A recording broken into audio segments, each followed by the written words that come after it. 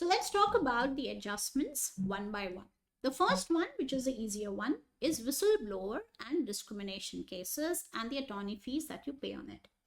Now, see, there is a specific item that talks about the attorney fees, the extra money that you've spent in defending yourself in the whistleblower and discrimination cases.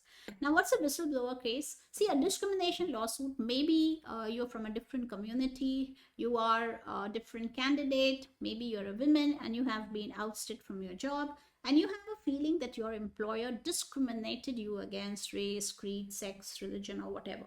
In that case, if you've taken a lawsuit against your employer, and mind you, this is very important, you have won that lawsuit, only then, that means there has to be, remember I always told you, there has to be a gross income which has to be reduced. If there is no income, you would not get a deduction. So if you have spent money in defending yourself in a discrimination lawsuit and you won, only in that situation you would be able to take the deduction which is above the line called adjustments for the whistleblower cases attorney fees paid. So any individual who has filed a claim for unlawful discrimination can deduct the attorney fees and other court-related costs that you spent in order to defend yourself.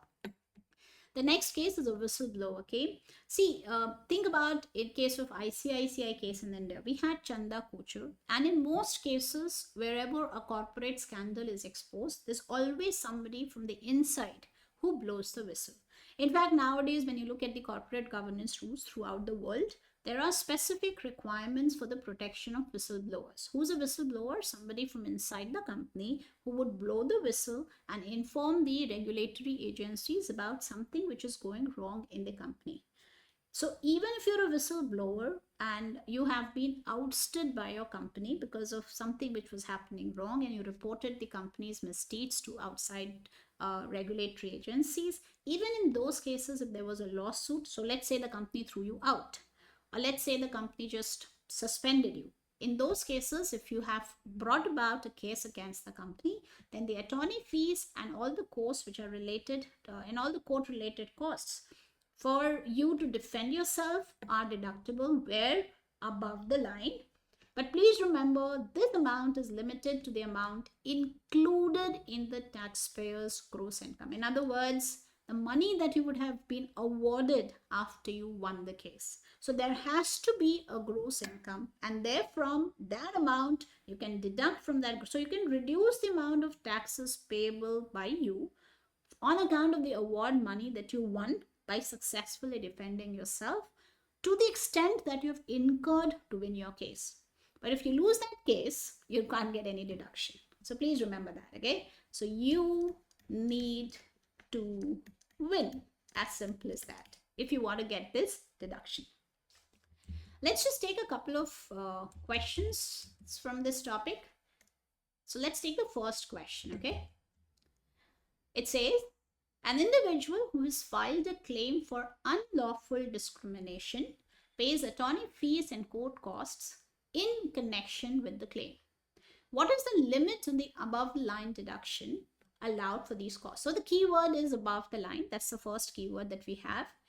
So the first thing is, so what is the maximum amount that could be deducted for these deductions? Now we know the maximum amount is the money that you would have earned in the gross income, right? The money that you would have reported in the gross income. Now we just look at the answer choice that conforms to it. So there is no limit, the full amount of the attorney fees. So that's wrong, I know for sure.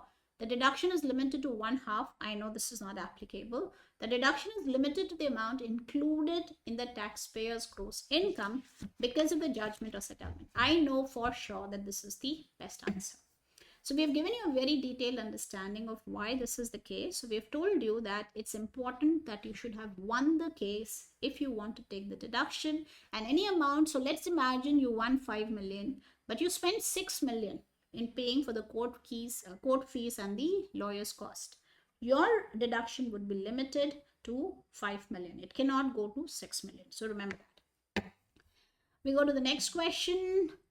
How are attorney fees and court costs related to whistleblower award treated for federal income tax purposes? Now we know that it is above the line deduction, which we will show as adjustment. So I know option 1 is incorrect and never deductible. They are deductible only as miscellaneous itemized deduction. Now, please remember miscellaneous itemized deduction as a group now is no longer applicable. We have itemized deduction. After the Tax Cut and Jobs Act, the 2% miscellaneous itemized deduction as a group itself became redundant. So I know this is not the right answer. I know C is the right answer because I need to deduct it as an adjustment above the line to arrive at adjusted gross income. So I know both of the answers are correct and we're done.